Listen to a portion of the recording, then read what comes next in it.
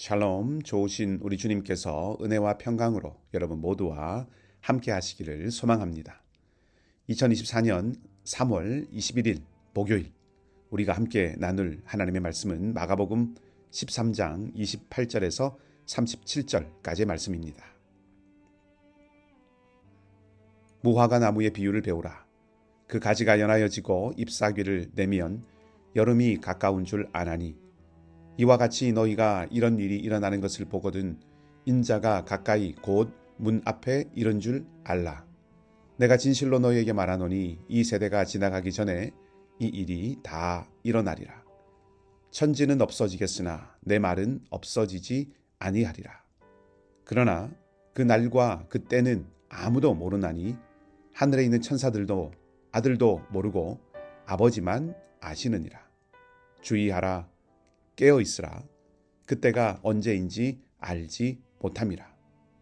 가령 사람이 집을 떠나 타국으로 갈 때에 그 종들에게 권한을 주어 각각 사물을 맡기며 문지기에게 깨어 있으라 명함과 같으니 그러므로 깨어 있으라. 집주인이 언제 올는지 혹 저물 때일는지 밤중일는지 닭 울 때일는지 새벽일는지 너희가 알지 못함이라. 그가 호련히 와서 너희가 자는 것을 보지 않도록 하라. 깨어 있으라. 내가 너희에게 하는 이 말은 모든 사람에게 하는 말이니라 하시니라. 아멘. 징조는 어떤 일이 생길 기미를 뜻하는 말입니다. 전조라고도 합니다. 큰 자연재해가 일어나고 나면 거의 예외 없이 재해 직전에 동물들이 때로 이동했다든지 새들이 다 날아가 버렸다든지 하는 이야기가 나오곤 하는데 동물들이 이동하는 그런 모습이 일종의 재해의 전조가 될 수 있는 것이죠. 자연재해뿐만 아니라 개인 건강에도 일종의 전조 증상 같은 것이 있다고 알려져 있습니다. 심장이 일생 동안 뛰는 횟수는 연구 결과마다 조금 다릅니다만은 적게는 15억 회에서 많이 보기는 30억 회 정도까지 보곤 합니다. 연구에 따라서 심박동 횟수가 차이가 나기는 합니다만은 심장은 평생 뜁니다. 그리고 평생 뛰어야 합니다. 심장이 뛰지 않으면 생명에 치명적이 됩니다. 심장마비를 겪는 환자의 70% 이상이 심장마비가 발생하기 전 수일에서 혹은 수개월 전에 갑자기 쥐어짜는 듯한 가슴 압박감을 느끼거나 심장이 매우 빨리 뛰거나 혹은 불규칙하게 뛰거나 머리가 빈 느낌이 들고 멍해지면서 호흡이 곤란한 증상이 생긴다고 그렇게 알려져 있습니다. 어떤 사람이 이런 증상을 느끼고도 대수롭지 않게 여겼다가 심각한 상태에 이를 수도 있고 반대로 이런 증상을 전조로 알아차려 미리 대응책을 잘 세움으로 어려움을 예방하거나 심각한 상태에 이르는 것을 막을 수도 있겠지요. 우리가 보다 안전한 삶을 유지하기 위해서는 위험의 전조를 찾아내서 그것을 분석하고 대책을 세우는 것이 중요합니다. 이것은 비단 개인의 삶이나 건강뿐 아니라 자연과 환경에 대한 것도 그러하고 국가와 사회와 같이 눈에 보이지는 않지만 우리 삶에 막대한 영향력을 행사하는 대상들에게도 모두 다 해당되는 것입니다. 예수님께서 무화과 나무의 가지가 연해지고 잎사귀를 내면 여름이 가까이 온 줄 아는 것처럼 어제 살펴보았던 멸망에 가증한 것이 거룩한 곳에 서게 되는 일이 일어나면 인자가 가까이 이른 줄 알라고 말씀을 하십니다. 나무의 변화를 전조로 알고 계절을 알아차리듯이 사건을 통해서 시대를 알아차리라는 말씀입니다. 전조를 보여주는 것, 징조를 보이는 것은 대비하라는 신호라고 할 수가 있습니다. 예수님은 제자들에게 이 말씀을 통해서 대비하라고 권고하고 계신 것이죠. 대비한다고 하는 것은 안전을 확보하는 것이라고 한다면 예수님께서 제자들에게 징조에 대한 말씀을 주시는 것은 안전하게 하기 위함입니다. 제자들이 재난과 큰 어려움에 휩쓸리지 않기를 바라시는 마음 때문에 이러이러한 징조가 있다라고 말씀을 하시는 것이죠. 시대를 알아채고 분별할 수 있는 기준, 무엇보다 하나님의 말씀입니다. 제자들이 징조를 통해서 그 시대를 알아채고 분별할 수 있는 기준이 예수님의 말씀이었던 것과 동일한 것이죠. 우리가 무엇을 경계해야 하고 어떻게 이 휘몰아치는 위험을 감지하고 피할 수 있는지는 하나님의 말씀의 가르침을 통해서 얻을 수 있다는 것입니다. 예수님께서 천지가 없어지겠으나 내 말은 없어지지 아니하겠다고 하신 말씀의 뜻은 당신의 이 말씀이 확실하고 주님의 가르침이 틀림없다는 것을 강조하는 것입니다. 그렇다면 그 말씀, 예수님의 말씀은 붙들고 새기고 결코 놓지 않아야 하는 것이 되는 것이죠. 말씀이 생명과 안전을 담보해 준다는 것입니다. 하나님의 말씀이 우리 인생에 통찰을 주고 해안을 주지만 그렇다고 해서 삶 전체를 한눈에 조망하고 가늠하게 하지는 않는 경우가 대다수입니다. 그렇다고 해서 하나님의 말씀이 삶의 기준으로 부족한 것은 결코 아닙니다. 하나님의 말씀은 안전과 생명을 위해서 충분합니다. 하나님 말씀은 내 발의 등불이요 내 길의 빛이라고 시편의 시인이 고백하였습니다.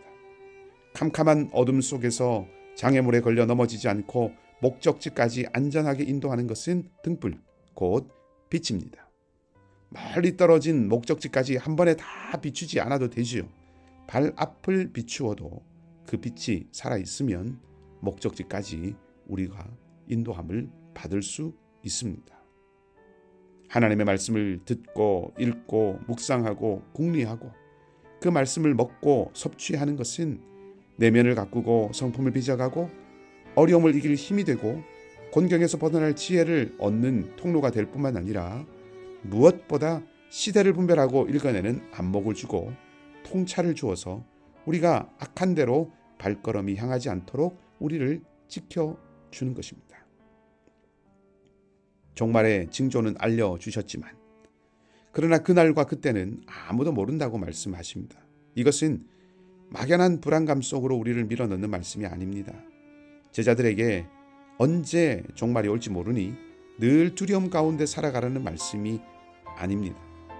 혹은 언제 종말이 올지 모르니 아무것도 하지 말고 세상을 등지고 살아가라는 말씀도 아닙니다.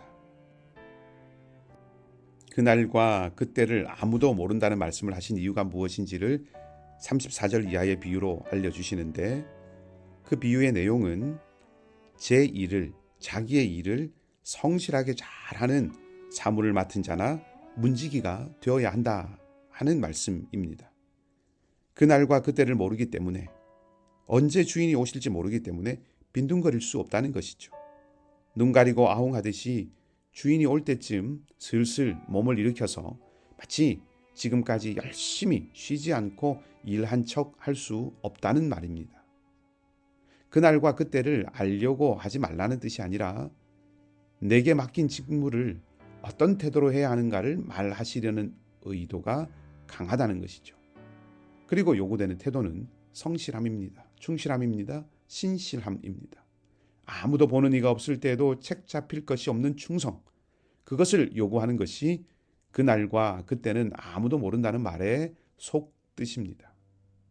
주인이 오실 때에 대한 징조를 분별하여 아는 종은 더욱 성실할 것입니다. 그것은 당연한 것이죠.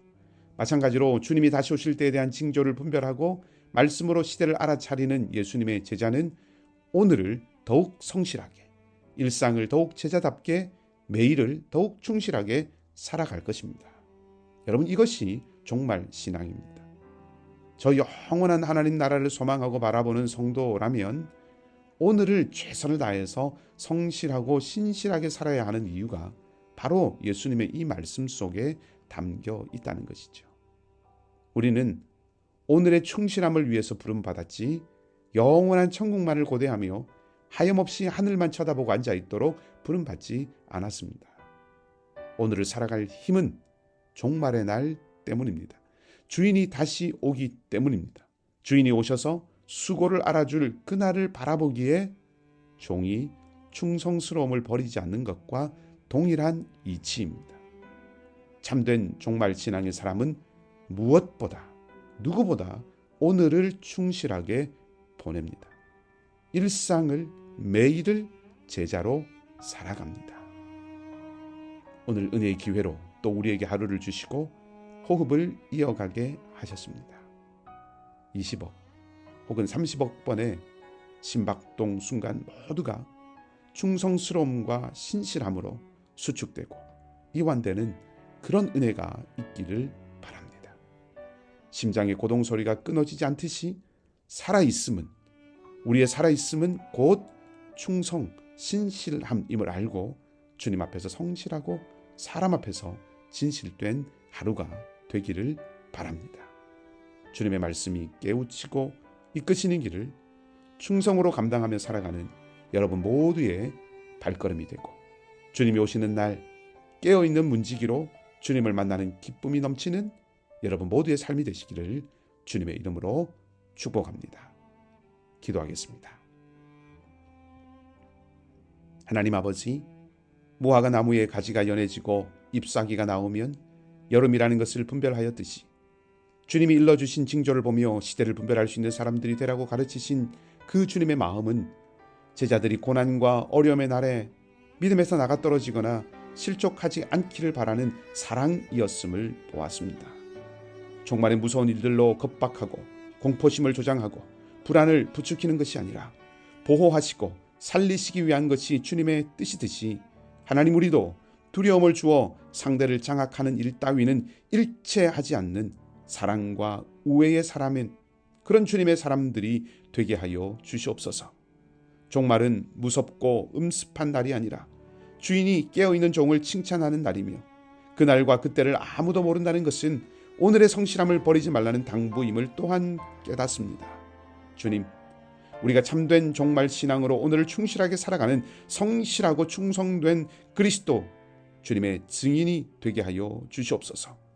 우리 중에 연약한 성도들, 사랑하는 이들, 하나님, 효식이와 알렉스 강 성도님, 윤성선 성도님, 박성만 집사님, 이면식 집사님, 정연선 집사님, 홍신득 사모님과 또 눈물의 기도와 간구의 제목이 있는 사랑하는 우리 성도들을 지켜주시고 고쳐주시고 회복시켜 주시기를 간절히 바라며 우리의 힘이 되시는 선하신 주님 예수 그리스도 이름으로 기도하옵나이다.